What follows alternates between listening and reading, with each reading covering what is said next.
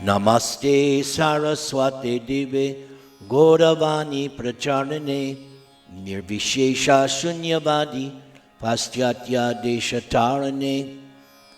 My spiritual master's mission was to teach what he learned from his spiritual master, and that is based on the sublime teachings of Sri Krishna Chaitanya Mahaprabhu. That philosophy is known as Achintya Bheda Abheda Tattva, that the absolute truth is simultaneously one and different at the same time.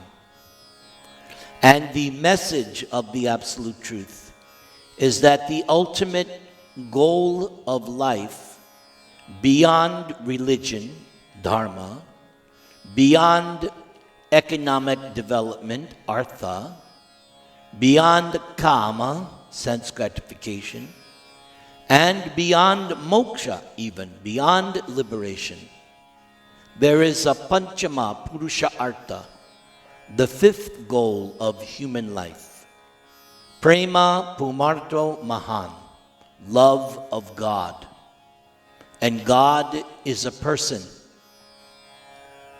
And so, the teachings of Sri Chaitanya Mahaprabhu, as given to me by my spiritual master, is all based on this principle that the ultimate goal of life is love of God. Trinadapi sunichena taror eva sahishnuna amanina manadena kirtaniya sadahari. That if I want to be successful in my life, then this Lord Chaitanya Mahaprabhu, who appeared in India 500 years ago in West Bengal, that first I must be meek and humble, more tolerant than a tree, feeling lower than a blade of grass or the straw on the street. I must give respect to everyone. Why? Because within everyone resides the Supreme Personality of Godhead, Paramatma, Super Soul. There is Atma, the soul, and then there's Paramatma, God, two souls within the body. So that is why I offer respect to everyone, because God is in your heart. And then I should not be thinking or concerned if others praise me or acknowledge me or like me or hate me. That shouldn't matter. So if I can do these four things, then Hare Nama, Hare Nama, Hare Nama Vikivalam, Kalau Nastyeva, Nastyeva, Nastyeva Gatiranyata. In order to achieve love of God, the process in this age of Kali, the age of terrorism and quarrel and strife, the age of Kali, the age of hypocrisy, that in this age of Kali there's only one means of deliverance. Hare Nama, the holy name, the holy name, the holy name of God, the Supreme. Lord Chaitanya taught that there are millions and millions of names of God. Some people ask me, if there are so many millions of names of God, then why are you chanting the names Ram and Krishna? And my reply, as learned from Lord Chaitanya and my spiritual master, yes, there are millions and millions of names of God, not only in the Indian language, but in other cultures they have the name of God. That's all right. Everyone can chant the name of God as is locally understood. There's no harm. But according to our scriptures, the Vedas, we understand that although all the names of God are equal, the name Ram, everyone can say? Ram. The name of Rama is so potent It's as good as chanting 1,000 names of God. Where do I get this information? Lord Shiva told his consort Parvati, because she asked him, why are you chanting this name Rama? So Lord Shiva is also a devotee. He also chants the name of God. He chants the name Rama. And so he told Parvati, I chant this name. He said, I chant this beautiful name of Rama because it is as good. One utterance of this name Ram is as good as chanting 1,000 other names of God. But then we understand the potency of the name Krishna. Can everybody say? Krishna. In the Mahabharata, there is this statement that if you chant the name Rama 3 times, Rama, Rama, Rama, that is equal to one utterance of the 2 syllables Krishna. And this word Hari, Hare, everybody say? Hare. Hare refers to Srimati Radharani. She's also called Thakurani, Mother Hara, the feminine aspect of the Absolute Truth. So this Mahamantra that Anai likes so much, you told me, your mother told me. This Mahamantra, why is it called Mahamantra? Because in the Vedas there are thousands and thousands and thousands of mantras. But this Hare Krishna is called Mahamantra, the great one. And I've just explained to you how powerful is this mantra. So, there is another shloka in the Upanishads. Yasya deve para bhaktir yatap deve tata gurau tasyaite katihita hiyarta prakashante mahatmanaha. This Vedic knowledge is not something that's academically understood. Because there are many, many scholars, but they miss the essence. So this shloka from the Upanishads teaches us what is the secret to unlock the understanding of the Vedas. Just because you have memorized or you're informed doesn't mean that you have actual understanding. So this statement is crucial. In order to understand the import, the meaning of our Vedic scriptures, 2 things are required. Faith in Krishna, that Krishna is God.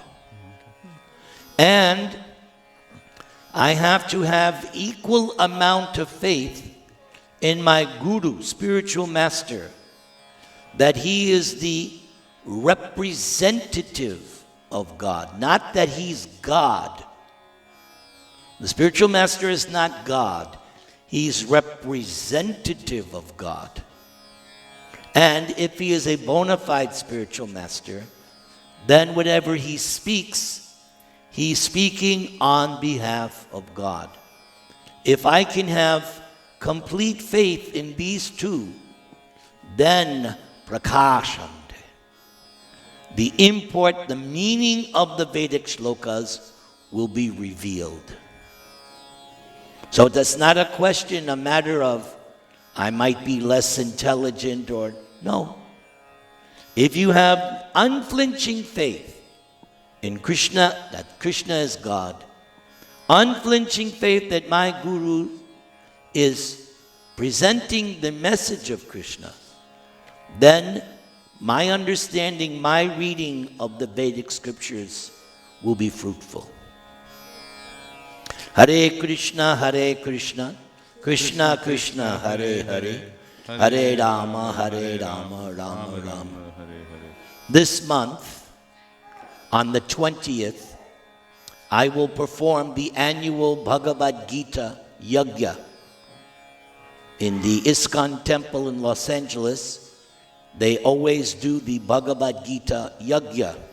And I am the devotee that's requested to lead the chanting of the shlokas. After every shloka, swaha. And before every shloka, Om Dhritarashtra Uvacha. And then after the shloka, Kling Krishnaya Swaha. So it goes for 3.5, almost 4 hours. We do all 700 shlokas. So I am preparing for that. So right now I'm in Bhagavad-gītā consciousness. So I would like to give you a brief summary of Bhagavad-gītā. With your permission, please say Hare Krishna. Hare Krishna. Now I have your permission. So there are 700 shlokas, and there are 18 chapters, just as the battle was fought, the Mahabharata war was fought in 18 days. There are 18 chapters.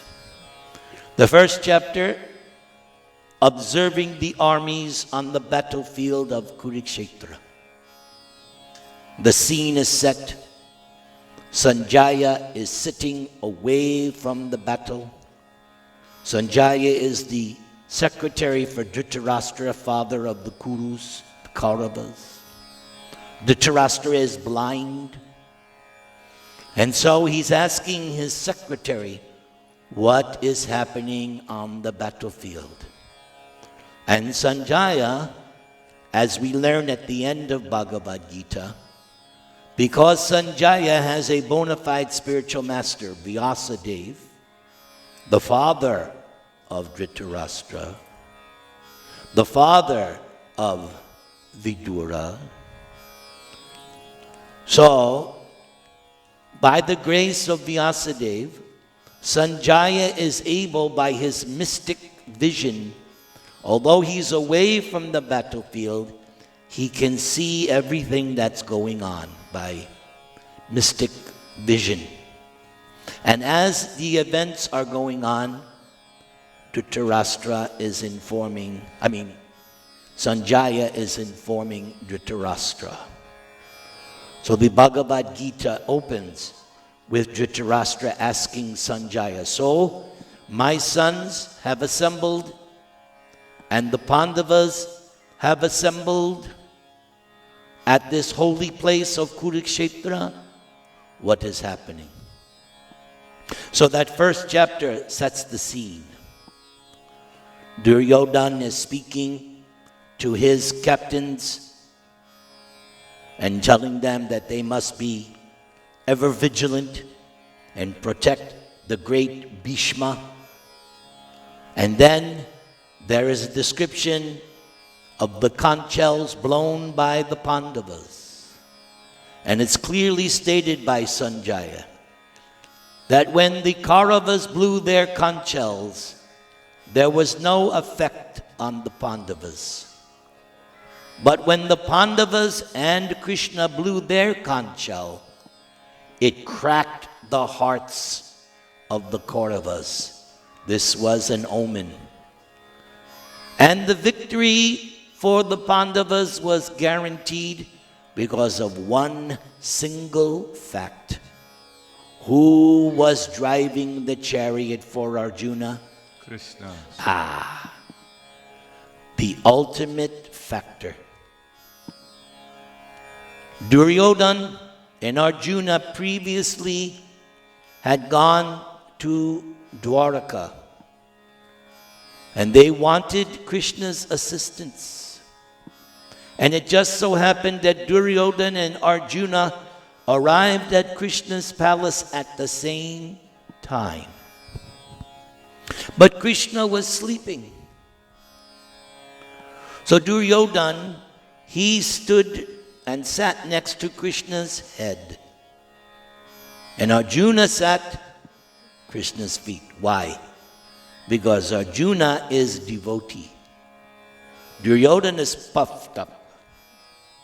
But Arjuna humble Krishna's feet. So when Krishna woke up, he didn't see Duryodhana. He saw Arjuna. So when Krishna saw Arjuna, Duryodhana said, I came here first. I should get. But Krishna said, but I saw Arjuna first. So as it turned out, the option was you can have Krishna or Krishna's army. Duryodhana calculated wrongly, materially. What is this Krishna? I want his army. Arjuna, because he's devotee, wants Krishna. And that decision was the difference. One tragic mistake. Duryodhana couldn't believe that Arjuna chose Krishna instead of his army. He said, what an idiot. Duryodhana thought, I've got it now, man. This army was huge. As Mr. Trump likes to say, it's huge. This was a huge army. But Arjuna, he wanted Krishna. And even though Krishna did not fight, he was simply the chauffeur, the chariot driver. That made all the difference. But on this first day of the battle, Arjuna's first command to Krishna, take my chariot, I want to see who has come. And so Krishna, obedient to his friend, drives the chariot. And what does Arjuna see? His fathers, his teachers, his brothers. He sees all these people that he has grown up with. And he becomes overwhelmed with compassion. And he decides, I can't do this. And he gives so many arguments why he doesn't want to fight this battle. Good moral arguments. You would applaud Arjuna. These reasons Arjuna is given is very, very, very wonderful. But Arjuna is intelligent. And so, in the beginning of chapter 2, he admits to Krishna, I'm confused. I don't know what is the right thing to do. After giving so many objections, and even dropping his bow and telling Govinda, I shall not fight. Arjuna is intelligent enough to turn to Krishna and say, I'm confused. I want you to stop being my friend. I want you to be my guru. Shishyasteham shadi mang twang prapanan. I surrender to you, Krishna. No more, my friend. Be my guru. Be my teacher. So as soon as Arjuna surrenders to Krishna, that's the turning point of this Bhagavad-gītā. That's the turning point. Up until this point, they're equals. But as soon as Arjuna says prapanam, shishyasteham, now the relationship changes. So Krishna then begins to instruct him in Bhagavad-gītā. So the first thing Krishna instructs Arjuna, you are not your body. You are not your mind. You are eternal spirit soul. Then the next thing Krishna instructs, that Arjuna, it is your duty to fight this battle. If you win the battle, you will gain sovereignty over the world. If you die in the battle, you will go to heaven. Therefore, it is a win-win situation. Then, the next part, Krishna instructs Arjuna in Buddhi Yoga, linking with the Supreme by means of intelligence. And then Arjuna asks a question. Can you please describe to me a man who is situated in transcendence? And Krishna describes many qualities, most important of which the man situated in transcendence does not yield to selfish material desires. The man in transcendence is self-controlled. The man in transcendence has achieved such a peace that even at the moment of death, such a person is not disturbed or shaken. Why? Because his mind is fixed on the Supreme and he has controlled his senses. In chapter 3, the subject matter is Karma Yoga, linking with the Supreme by means of action, activity. And Krishna explains in this 3rd chapter that there is no such thing as inaction, because the soul is different from the body and mind. The soul is always active. It's alive. The soul is eternally alive. Therefore, the soul is always conscious, always active. The soul is even active in the liberated condition, consciousness. So Krishna says, since there will always be activity, you should be very careful that your activities are in conjunction with the Supreme. Activities favorable to pleasing God, Lord Vishnu. Otherwise, Krishna says, if you're doing activities that are not in relation with Vishnu God, then you'll simply become entangled. That is what's happening. Everybody's busy here in California.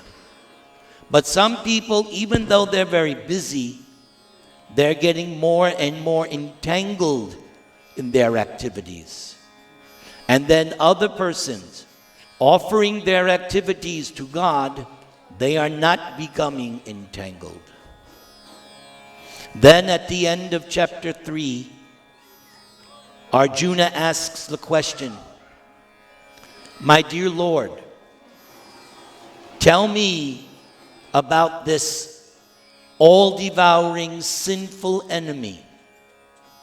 And Krishna said, the all-devouring sinful enemy, Kama, Krodha, lust, and anger. This is the real enemy. That lust, what is lust? I want to exploit this material world for my sense gratification. I want to enjoy. But, as the 3rd chapter of Bhagavad-gītā explains, the problem with lust, trying to dominate the material nature, is that it is never to be satisfied. And when your desires are not satisfied, it is as if you are burning in a fire. You will feel that, because lust is never to be extinguished. Just like you all know, if you have your diya, you keep adding more ghee. The flame continues. So lusty desires, just like that. The classic example, you all know, Ravana. Ravana was never satisfied, and it was his lust that did him in. Because after he had kidnapped Sita, his brother, ministers, so many people told him, give up this attachment for Sita because it is killing us. But Ravana couldn't. Why? Lust. And so he sacrificed one son after the other, trying to defeat Ram. Even the great Indrajit, which he thought was his infallible soldier, even he went down. Ravan sacrificed everything until finally he was no choice left. He had to go out and fight Ram. But you all know what happened. The arrow was sent. Victory to Ram, Ram Vijay. So this is such a graphic lesson. You cannot satisfy lusty desires. And there are many examples of this in the Srimad Bhagavatam. The story of King Yayati also. Very good story. So Krishna says, how do you conquer lust? Regulate the senses. You have a body, and later on in chapter 18, Krishna compares the body to a car. Yantra Rudhani Mayaya. So just like you have a car, it has to have gas, has to have oil. You have to take care of your car. You need your car. So the same way you take care of your body, but not too much. Like they tell you, don't top off the gas. And you give your car the right gasoline. So the same way, the body requires the right gasoline. So you have to take care of your car. You have to take care of your body. Chapter 4, Transcendental Knowledge. Transcendental knowledge means that which you don't learn here in the public schools or the universities. That's not transcendental knowledge. Transcendental knowledge is taught by Bhagavad-gītā, Srimad Bhagavatam. You learn transcendental knowledge by means of Guru and Shastra. That is transcendental knowledge. So Krishna explains the history of Bhagavad-gītā, that it was spoken millions of years ago by Krishna to the sun god Vivasvan. And Krishna then explains why he is speaking this Bhagavad-gītā to Arjuna. Because Arjuna has two qualifications. Bhakto sime saka cheti. Krishna told Arjuna, I am speaking because you are my devotee and you are my friend. So again, that's why Bhagavad-gītā is not some academic exercise. If you want to understand Bhagavad-gītā, you have to be Krishna's devotee and you have to be a friend to Krishna. Chapter 4 also explains the benefit of reading Bhagavad-gītā. Krishna says, Janma karma chame divyam evam yoveti tatvataha chakva dehang punar janma naiti mameti. So Arjuna. Krishna says, if you understand me, how I took birth, what are my activities, tatvataha, if you understand them factually, then you'll not take birth again. Because in chapter 2, Dehi nosmin yata dehe kaumaram yovanam jara tatha dehantara praptir dhirastatra namuyati. You're going to take birth after birth after birth. Why? Because the soul is eternal. We change bodies. This was also mentioned in chapter 2. Vasansi jirnani ita vihaya. You change bodies like you change clothes. Yesterday, I'm sure you were wearing different clothes because you are cultured. You're not like some people. They wear the clothes 5-6 days in a row. No, you are cultured. You take a bath, you get fresh clothes. Same way, you get fresh bodies, one after another. This is beginning lesson of Bhagavad-gītā. So Krishna says, if you understand how my birth, my activities, then this is the last material birth. You will join me in my abode, in my kingdom, Goloka Vrindavan. Chapter 4 also, Krishna points out the necessity of accepting a bona fide spiritual master so that you can understand transcendental knowledge. And transcendental knowledge is like a boat. Many times in the Vedas, material existence is compared to an ocean with rocky waves. But if you're on a nice boat, you're saved. How many of you saw the movie Titanic? So you know the scene. What's the scene? Everybody's in the ocean, freezing cold, and our hero Rose is on that little bit, and her lover is there freezing in the water. Right? I love that scene. That's the best scene in the movie because they show you all the people in the cold, cold Atlantic struggling. Some didn't make it. Only a few were saved. So that's material existence right there. That's all of us. So when the boat came, right? Few of them were saved, like Rose. Huh? Not Jack. Bye, Jack. So when you're on the boat of transcendental knowledge, you're saved.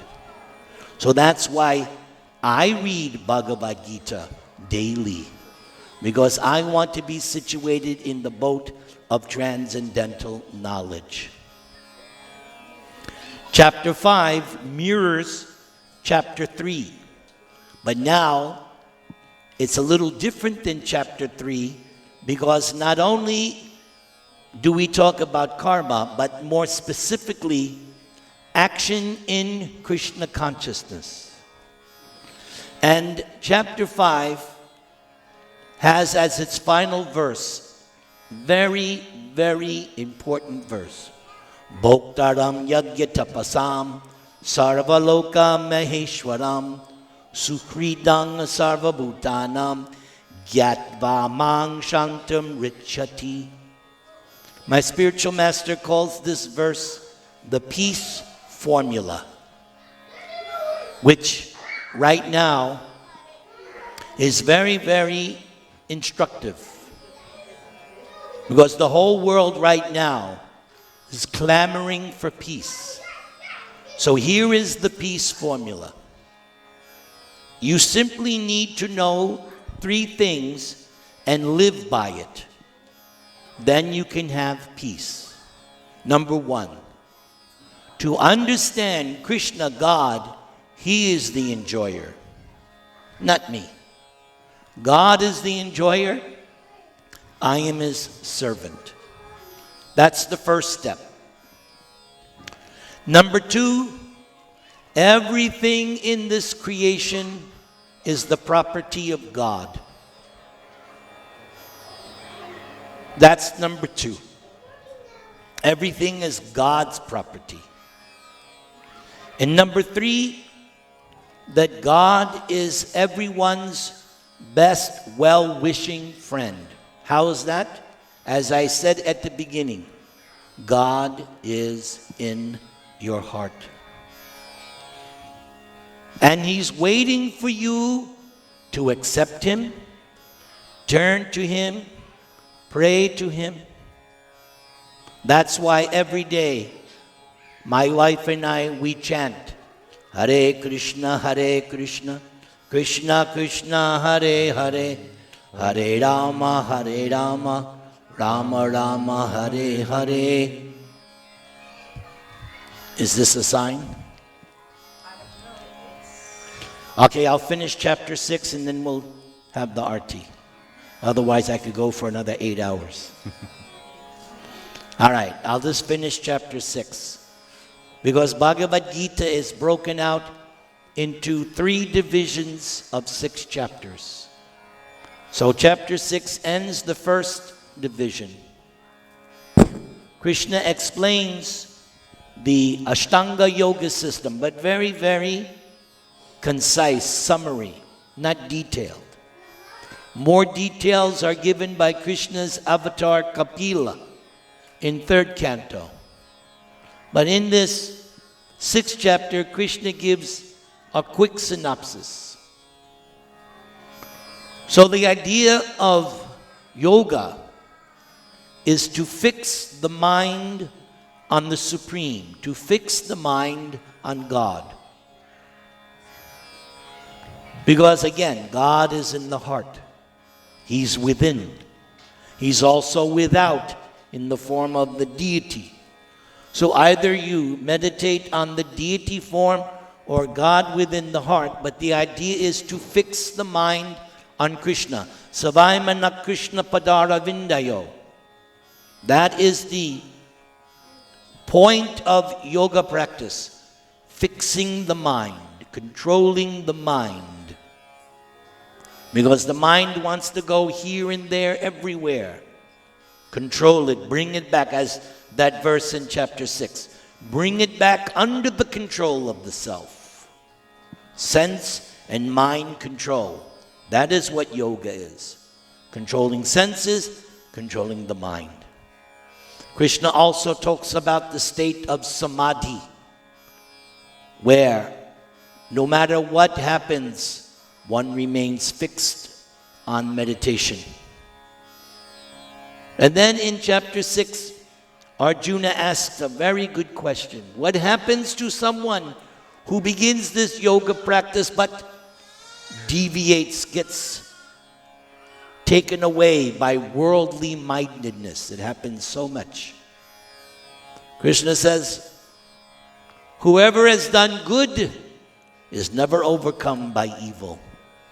So the unsuccessful yogi goes to the heavenly planets for some time, comes back to earth, and takes birth in a pious or aristocratic family, and is given another opportunity to pick up where they left off.